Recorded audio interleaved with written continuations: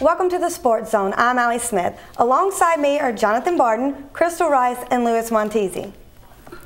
Mississippi State had a week to work out its problems. Let's find out if the Bulldogs will finally get an SEC victory in this week's Mississippi State Corner.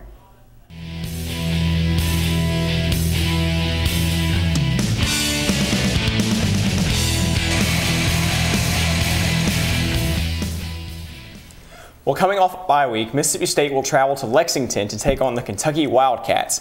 Neither team has a conference win this season. Will the Bulldogs finally get their first SEC victory? I think so, and for once, it's not going to be the Mississippi State offense that dictates the outcome of this game. It will be the Kentucky offense that dictates the outcome of this game.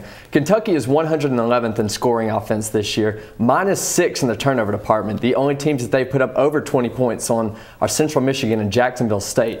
Central Michigan 102nd in scoring defense. Jacksonville State has given up 21+ points in 6 games this season as an FCS team.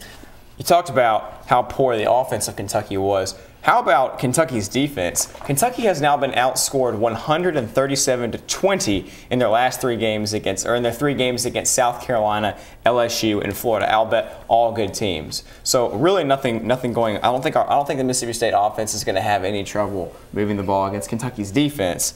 And not only that, but I think this is finally the game where we're going to see Tyler Russell play well in an SEC atmosphere as opposed to his only good game thus far being against UAB. Yes, I definitely agree. He had 8 outstanding performance last game. So I think this game, both teams are definitely evenly matched. I do not think it would be such a blowout on either of our behalves. Like you said, I believe Newton has had much more experience, or maybe he has had more time to show the talent that he has had. So I think people are underestimating Russell, but I think he's going to blow our minds out. What do you think? I think we're going to have a really good game. It's going to be really close, but I think Russell has been doing really well with his passing season, and I think overall we're going to have a really great game and come out with the victory in this one. Louis, I like what you said about the Kentucky defense. This is a Kentucky defense that gave up over 400 rushing yards to Florida. I think Mississippi State, Vic Ballard, Ladarius Perkins, and heck, we've seen that Russell can run efficiently. I think they're going to have a field day with this Kentucky defense. And this is Newton's 3rd year at Kentucky, and he still hasn't showed any reason why. He hasn't given us any indication that he can be a true starting quarterback all the way through the season. Well, I guess we'll just have to see what happens in this game. Football season has not lived up to expectations so far this year, but another team with enormous expectations is about to tip off. The MSU basketball team begins play November 7th. What do you expect from the basketball Dogs this season?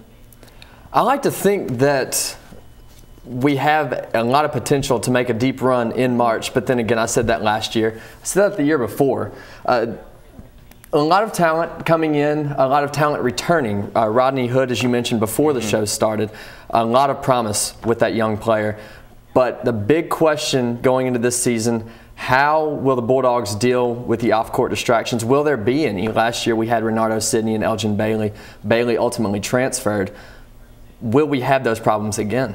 And that was so embarrassing, too. I remember being over Thanksgiving weekend and watching TV with my family, and everybody saying, I saw your Mississippi State Bulldogs fighting each other in the stands. Yes. Sidney, one of the most talented players and also one of the most highly sought recruits a couple of years ago when he came out of Jackson, Mississippi, initially committed out to play at USC in California. And not only that, not only is he so big, but a guy who can shoot the 3 as well. Every now and then can come out and shoot the 3. One of the more dynamic players in the SEC. There's just so much worry about his discipline. Also, Arnett Moultrie, a guy originally from my hometown of Memphis, Tennessee. I think he's the wild card this season. Yeah, he is the wild card, transferring from UTEP where he was a productive guy over there. Really interesting to see how he and Hood and some of these newcomers will play.